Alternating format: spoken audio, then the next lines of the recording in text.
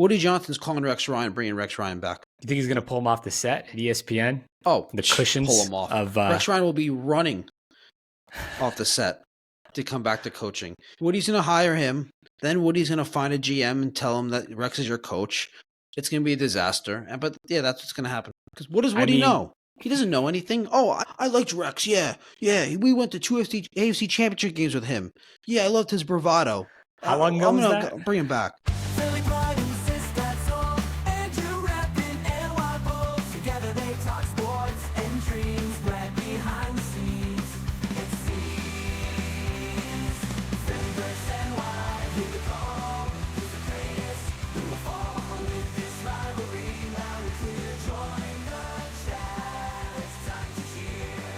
Sports and culture all in one. Catch the fire, feel the fun.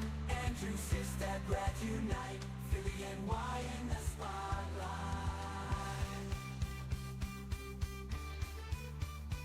The Jets fire Joe Douglas. Surprise, surprise. I think last time we did an episode together, just me and you, it was after the Robert Saleh firing. It was. Yeah. And we said, I think you pointed out that, or I think I mentioned, we'll probably have something more urgent to talk about regarding the Jets, and you said something about how the dysfunction follows Woody Johnson. So we knew this was coming, something like this. Yeah, we definitely did know something was coming.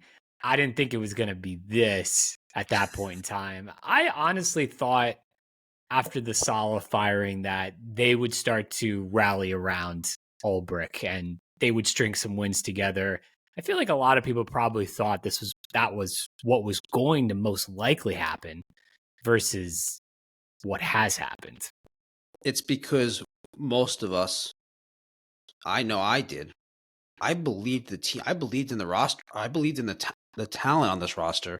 Yeah, I believed that Aaron Rodgers was good. Yeah. And it's not. The defense has been terrible. Let me just say this. Aaron Rodgers has not been good. But Aaron Rodgers has been a league average type of quarterback. If the Jets defense was playing like it has the last couple of years, the Jets would be in a really good spot. If the Jets kicker situation, Greg Zuerlein made a couple of field goals, the Jets record would be a lot better. Saleh would have a job. Joe Douglas would still be employed. But the point is they're just not good. The defense has taken a huge step back, more of a step back when Saleh was fired. Rodgers is nothing better than a league average quarterback.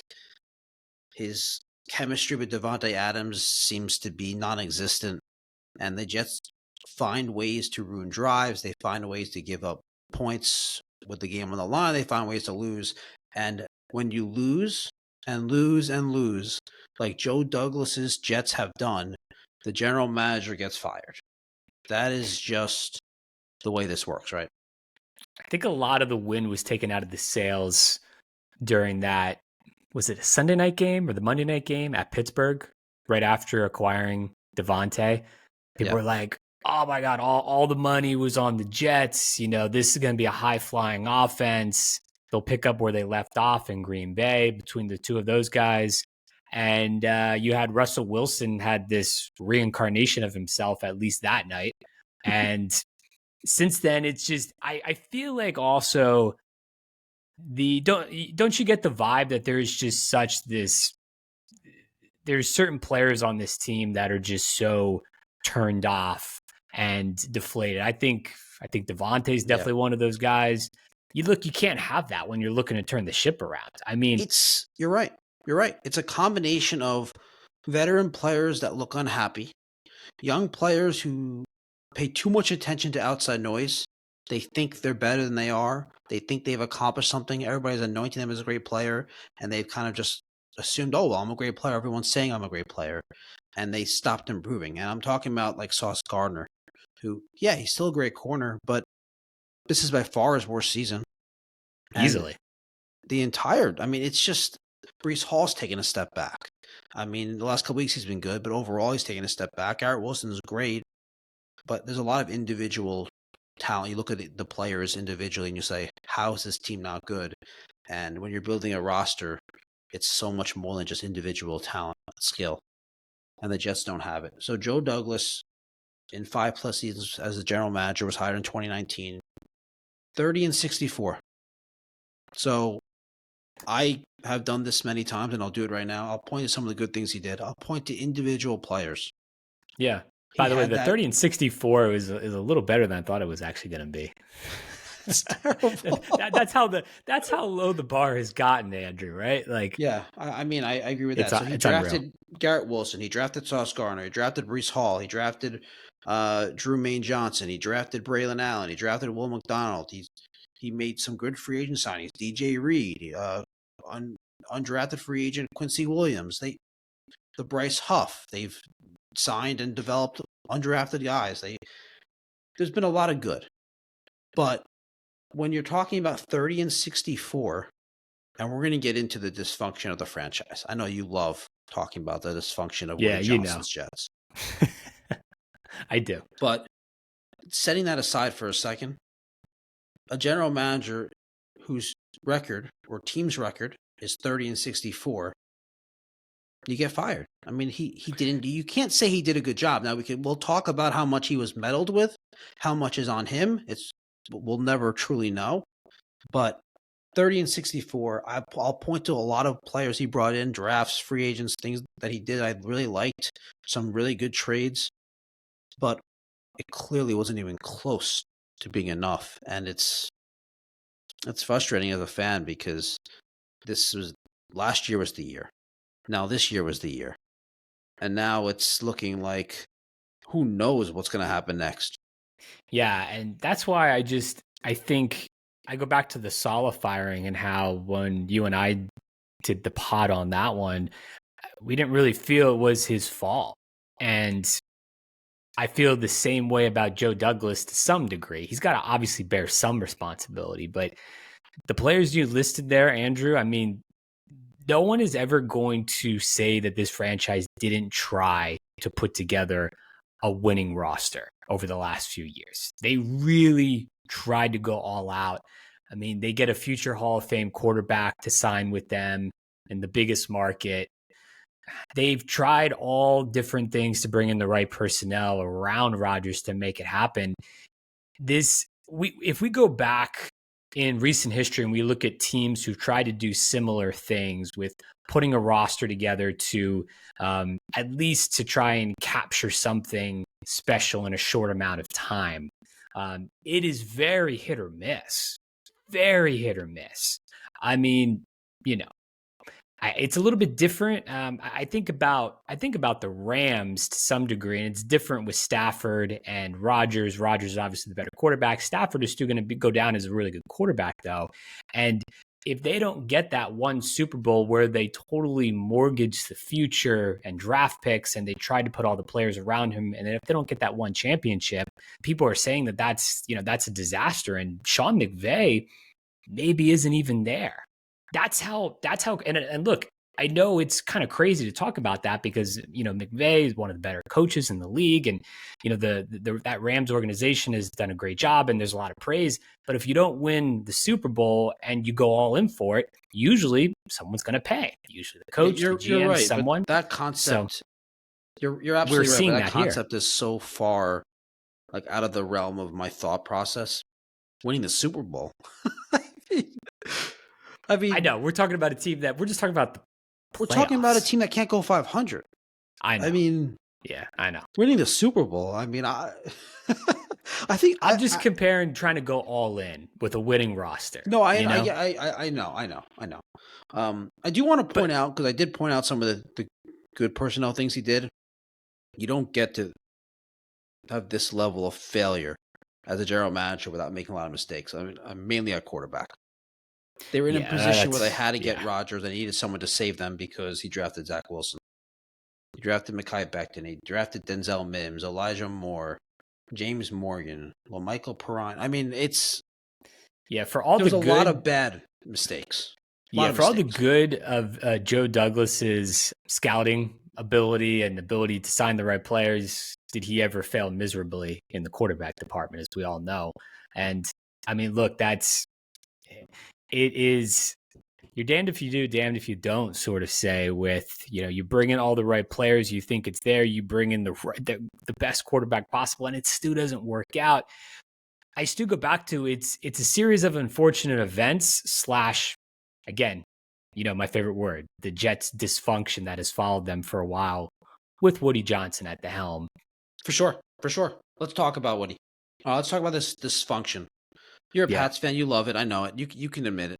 You love it. I don't really take a lot of pleasure in this though. It's so bad. You know what I mean? We've talked about this before. It's too bad. It's too bad to be joyful about. It's just this is just.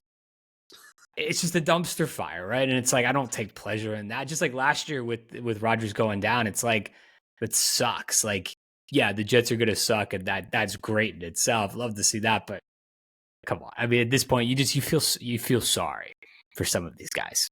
At no point do I expect Woody Johnson to reflect and think that this is his fault. He won't. Right.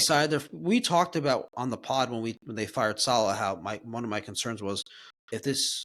I threw out a couple different potential situations that occurred, but I remember saying that if he actually fired Robert Saleh without Joe Douglas knowing or being good with it, that's a huge structural issue for the front office and for the organization. And I think it's clear that's what happened. And did you see these reports in The Athletic? Which ones are we talking about? So I think it's Zach Rosenblatt and Diana Rossini. There's an article out in The Athletic. By the way, if you're a big sports fan and you're not subscribed to The Athletic, I highly recommend it. If you're gonna read online newspaper. Yeah, you're big on The Athletic. Yeah. I mean, the tabloids are a waste of time. So the New York Post, the New York Daily News, and for those of you that are in New York, you're wasting your time reading that. You're just turn on WFAN and listen to Sal Licata scream for an hour. Same thing. Yeah, same thing. Exactly. Right. So they're reporting that over the last couple of years, Joe Douglas had his power stripped a little bit more every year, a little bit more over time. Because remember, Joe Douglas was hired by Christopher Johnson. Yes. Woody Johnson was in London doing he was the ambassador at the time. Whatever an ambassador does. Which right. We're not going to talk about that in this podcast. So Christopher Johnson hired him. Woody Johnson comes back and slowly, according to this report, over time starts pushing Joe Douglas in certain directions. Joe Douglas had a trade in place for Jerry Jeudy. Woody Johnson squashed it. Now, of course, this is all according to this report. I can't tell you that this is 100% accurate. I don't know. I tend to believe that Woody Johnson was meddling, though. Apparently, he pushed the Devontae Adams trade. He pushed the Hassan Reddick trade, the no extension for Hassan Reddick, and a few other things here in this article. They're just reporting that Woody Johnson wanted to bench Aaron Rodgers after that Denver game, and they had Joe Douglas, they had a bunch of the coaching staff in there, and they all told him no, we're not, no, we're not doing that. That's not a good idea.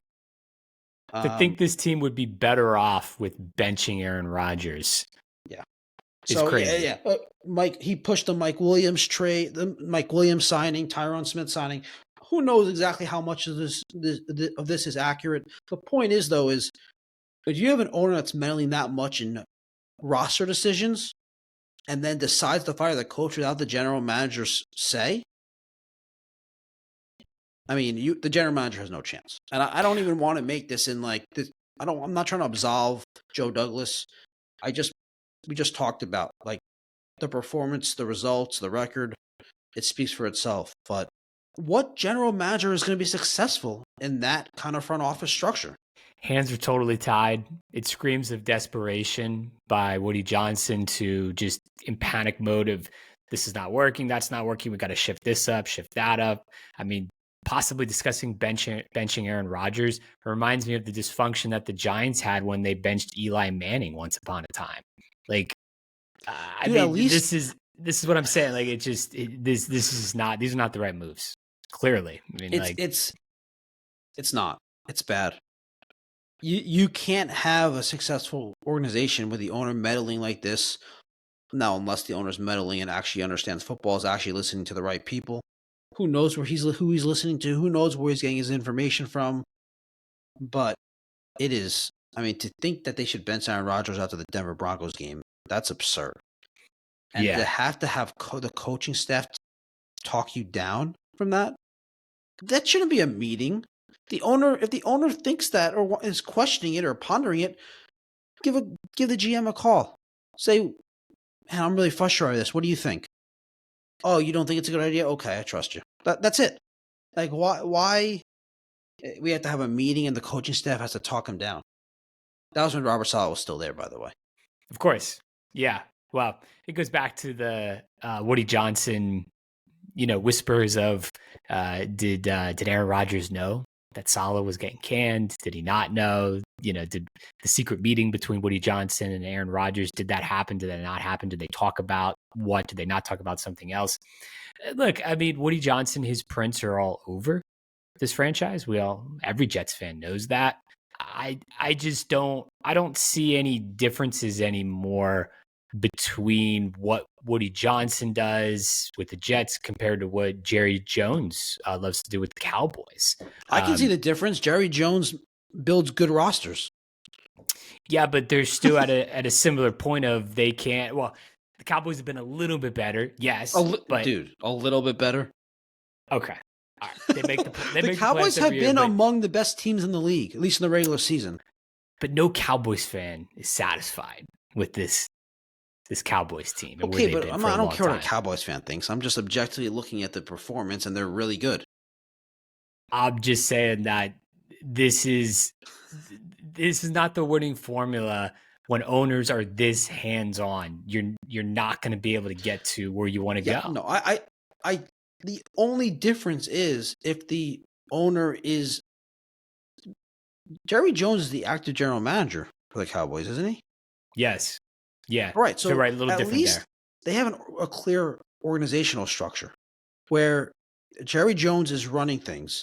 He hires the coach. The coach reports to Jerry Jones. Someone might not agree with it. They might think that Jerry Jones should give the keys to a football guy, a scout, or someone like a true proven general manager. Fine. I don't even want to disagree with that. I don't really don't care. But the structure of Jerry Jones is the acting general manager. That's fine. The idea that the owner hires a general manager to put the roster together to run the football side of the organization, the company, and then whenever he feels like, whenever he has when he's triggered emotionally, he decides to step in and tell that person he hired what to do. And then he's going to reflect and say, oh, you're not doing a good job, you're fired. But you can't do that if you're meddling on the whole way there. Right. So that's the thing is Jerry Jones, at least he has a structure where he's building the roster. Again, you may disagree that that's not the best philosophy, but he's building the roster. There's a clear organizational path, of hierarchy here. With the Jets, there isn't. The owner, and this has been a problem with Woody Johnson for a long time, the owner goes to the coach. The owner, like Woody Johnson used to always do that with Rex. He used to always, he'd go directly to Rex about things and ignore the GM Mike Tannenbaum at the time. Or I think then there was the John Idzik general manager days. Yeah, that's right. There has to be a clear path. Like if anyone that's working in any company or any organization, you have a supervisor you report to. That supervisor reports to someone else. You don't really, the 3 steps ahead of you, they don't come down and talk to you. Let me ask you this. Is it more important? What's more important? The next head coaching hire for this franchise or the next GM? It doesn't matter. Neither. The answer is neither. If Woody Johnson doesn't actually reflect, he won't. He won't. But let's just say, if he's not going to reflect, and he's not going to, and realize that I need to change the way I run things, it's not going to matter. The GM's not going to really be the GM. The GM's just going to be the GM by title, have a really nice salary, have some input, but Woody Johnson's going to be the real GM. And the coach is then going to be reporting to, going to be hired by the fake GM. Who's he going to be hired by? Who's hiring? Woody? Is the GM hiring him? No. What? Yeah. Woody's going to hire the GM. Say, here, we're looking for a coach. This is the coach I want you to work with. I think we were talking about if you want to kind of get into who the next GM should be and the next coach. Just for starters, I'll say that I think they need to go young because to your point too, as you had mentioned before we started recording, what seasoned GM is going to want to come into this position here? It's going to have to be someone who's younger. I already know what they're going to do. I got it. I haven't seen this reported. I have no idea. Woody Johnson's calling Rex Ryan, bringing Rex Ryan back. You think he's going to pull him off the set at ESPN? Oh, the cushions pull him off. Rex Ryan will be running off the set to come back to coaching. Woody's going to hire him. Then Woody's going to find a GM and tell him that Rex is your coach. It's going to be a disaster. Rex hasn't coached in, I don't even know how long. Was it been 7-8 years? He hasn't been a successful coach in over 10 years. It's going to be a disaster. But yeah, that's what's going to happen. Because what does Woody know? He doesn't know anything. Oh, I liked Rex. Yeah. We went to 2 AFC championship games with him. Yeah, I loved his bravado. How long ago was that? I'm going to bring him back. Yeah. Look, the next coach and GM combo, the main focus is probably going to be on drafting a quarterback for the future of this team. Are they going to be real? Are they going to rebuild this? Usually, when you get a new GM, the new GM rebuilds the entire roster. Well, I think that's probably under consideration, but at the very least, this high draft pick that they are inevitably going to have when this season mercifully comes to an end for Jets fans is probably highly, considering drafting the future quarterback, because if Rodgers comes back, that's one more season that he's got left. Probably that's it. Back. If he comes back at all, right? So they're going to have to look to draft a quarterback and actually build it out the right way, right? I mean, just that's the only way to objectively look at this. They tried to draft the quarterback. You listed off before the Joe Douglas failure of quarterbacks that he tried to procure to have, to build up this team. Didn't work out. They signed Rodgers. It doesn't work out, at least so far. They have nothing to do. There's no other way to go about this but to draft the right quarterback. The new GM won't work out. The new coach won't work out. We know this. It's not going to work out. It's about drafting. To your point, I kind of agree about how it doesn't matter who the next head coach and GM is, because immediately it's not really going to be about the results on the field, as hard as that is to swallow at this point. It is going to be about drafting the right players and getting that right, because they've whiffed at so many of these guys. Absolutely. You ready? I have a question for you. Yeah. As a non-Jets fan, and then maybe I'll answer it as a Jets fan. What will have to happen for you as a objective football fan to take the Jets seriously? Like, when they hire their new GM, the new coach, you're not going to take them seriously, right? No, it all comes back to wins and losses on the field. But they've taken steps, they've tried to, they tried to do things in a certain way. It hasn't worked out. And now it's like you have to go back to square one. And that's the only way you can move forward in the right way this time to try and get to where you want to go. And that's probably going to be with younger players, because it hasn't worked out with the older guys to bring in via free agency. So to me, it's about obviously doing what they haven't done in a long time, and that's making the playoffs. As a Jets fan, I just don't know how I'm going to, whenever they hire their GM, the coach, whatever they do, Rex will be back. But anyway, when they do that, I'm not going to take them seriously. I'm not going to buy into they're rebuilding the organization. How can you? No, you How- can't. You're right. Yeah. It's about no one will bat an eyelash until this team makes the playoffs when that happens at some point. Because we haven't seen anything different in over a decade, you know? So they're Yep. going to have Oh, to, I know. they'll have to, as you know. So to me, that's the only way to say, okay, things are different in Jets Nation. They've made the playoffs, and when they do make the playoffs eventually, it'll be because they hired the right coach, probably hired the right GM, and they helped develop the right draft picks, because this team again is going to have to build through the draft. These are all things that are not going to happen with Woody Johnson operating the way he does. Then you're in this perennial just. I think at this point for Jets fans, orbit. I'm going to talk to Jets fans for a second. You got to just like stop with the hope every year. Like you just got to accept it. If you're going to continue to be a Jets fan, which it's hard to break that emotional pact, you just have to accept it. You just have to accept that they're not going to be good. You just have to. You can't just keep doing this to yourself. Like, oh, Rodgers. Oh, this GM. Oh, this draft pick. Oh, this rookie quarterback. Oh, this coach. Is he going to be the one? No, none of them will be the one. Just accept it. Yeah, I mean, just accept it. It's right. You have to accept the reality of it, and then it's like the next step from there is, okay, where can I start to gravitate my, I don't want to use the word hope, but somewhat of a positive. No, you're falling back into it. No, falling back into it. Well, yeah. The thing with I'm obviously mostly joking. You're obviously not going to just be like doom and gloom and be, this team's never going to be good. Why do I even root for this team?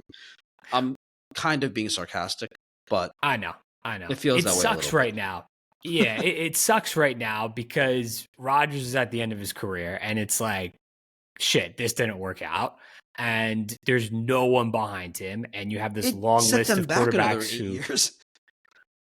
Yeah, I mean, that's the thing with going all in too, that people don't talk enough about, how it's very hit or miss, and you roll the dice on it sometimes, but it especially hurts because. By the way, I don't know if it actually set them back combination. 8 years. I don't know. I don't know what they're going to do. Again. I think the roster's not that terrible, but I have no confidence that they're going to do anything right around the small aspects of the roster that are good. And if a new GM comes in, they rebuild. Breece Hall gone, Garrett Wilson gone, Sauce Gardner gone, obviously Rodgers, Devontae gone. I don't know why you would get rid of a Garrett Wilson. I mean, some guys, because you're rebuilding a roster. You can't win with just a great young receiver, and he's a great asset. You can get a lot of draft capital for him. Possibly. I mean, that's something to consider, of course, but you got to take a real look at. To me, this is where it comes back to it's just the ground level of who's really dialed in trying to win, who's really individually to contribute to this team, and who's in it for the long haul of the grind, and who's not, who's the half foot in, half foot out. I mean, that's the thing they really got to get down to. What do you mean? Get rid of those guys? Like personnel wise, yes. Like who's? Yeah. When you say a player that's half foot in, half foot out, I don't know exactly. I mean, I don't know exactly who you're talking. Do you have a player in mind? You're talking about Devontae? You're talking about Rodgers? No real player in general, but sure. I mean, Devontae I think that's Adams, who you're talking about. Yeah, Devontae Adams. I mean, look, I think he was probably expecting, like a lot of people, that he was just going to slide right into this offense and they'd be able to start to get things clicking, and it hasn't worked. He was expecting Aaron Rodgers to be the Aaron Rodgers he played with in Green Bay. Right. He's not.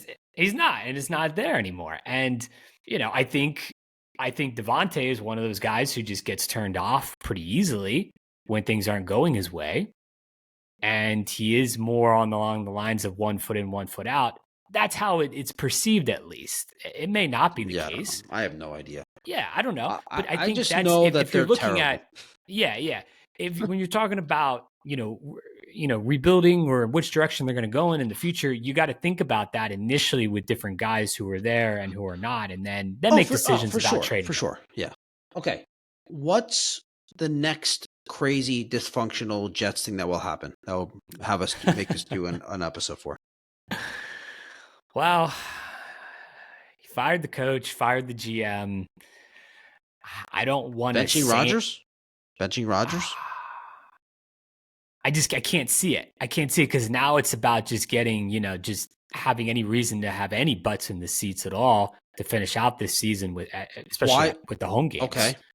How about Rodgers benches himself? I can't see it. You can't? I can see it. I don't know. I just don't. I don't know. What? I don't want to say what I'm Are we really done? thinking, Are but we done with the dysfunction for the rest of the season? Is that what you're saying? There's no, nothing left to do. probably not. I don't want to say. I really don't want to wish any type of injuries on any Oh, I got players, it. but I got it. I kind of gravitate towards it would be something like that, if anything. Something Rodgers related, where either he gets benched, he benches himself, he says something on McAfee. Sure. Okay. I like that one. I'd be willing to hedge the bets more on that one. That All right, let me give you another one. Likely to say something on McAfee, but yeah, go ahead. Let me give you that Rodgers like saying something either in a press conference, or McAfee, whatever, or what's more likely, that or Joe Douglas revenge tour, and he starts talking and leaking stuff, even if they say it's not from Joe Douglas and it really is.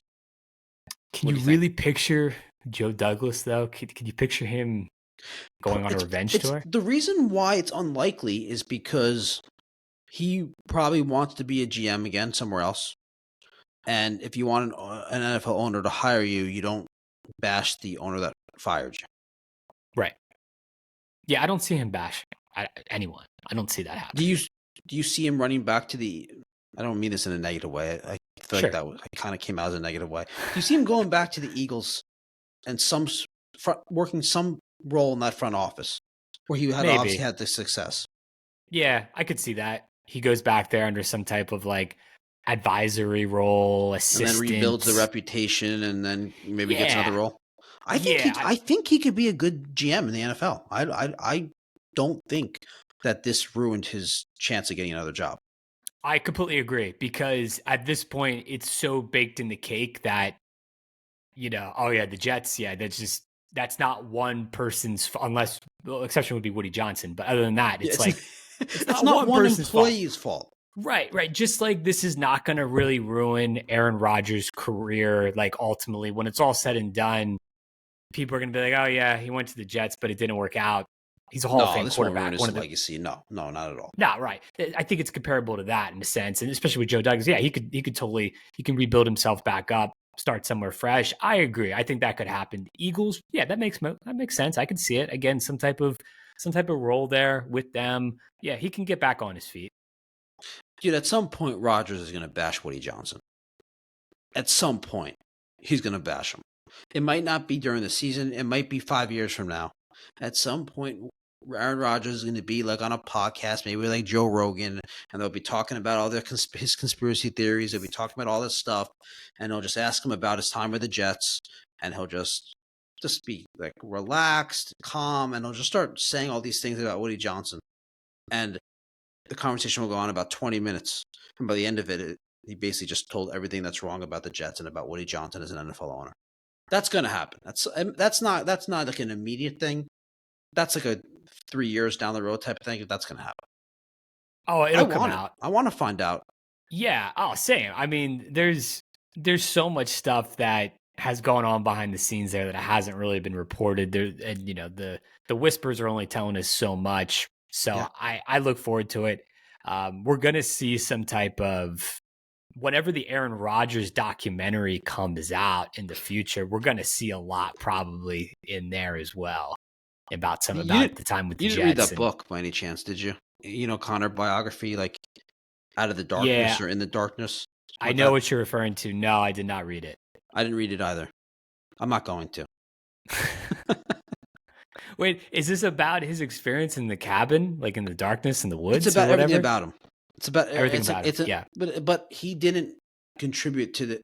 He did contribute a little bit, but he wasn't part of the writing. It's not an autobiography, but he did agree to answer some, see him, kind of wrote it. Some of his questions. Sure, he had like a ghostwriter probably or something like that, and he contributed to it. I would guess. I don't know, but I'm not going to read it. But yeah. Well, all right. To wrap up, Woody Johnson is a dysfunctional owner. The Jets will never be good with him as the owner unless he somehow all of a sudden reflects on his impact and changes. Any silver lining for Jets fans? You could say no. He's got to grasp onto any type of positive play on the field, whatever it may be in these final weeks, final month or two. Dude, I'm not watching these games. Oh, I figured. Yeah, they don't deserve my time. Yeah, this is gonna be brutal here. So the silver lining is, again, you just look for certain players, you look for certain things to build on into next year, and that's it. But you can't sugarcoat it at the same time either, because this is gonna be a painful end. It's been a painful season. It's gonna be a painful end to the year too. Yep, at least now we can accept that they're not good. The hope and the hype is done. So at least now the Jets can be terrible and it's okay. You can accept it. Yeah. All right. So we will be back next time the Jets do something crazy. Whether it's Rodgers on McAfee, whether it's Rodgers being benched, whether it's the unforeseeable, because the Jets are dysfunctional. They're run by a dysfunctional owner, and they will always do something that leads us to do a special episode about them. So thank you. Thanks for listening. Give us a subscribe. Give us a like. See you next time.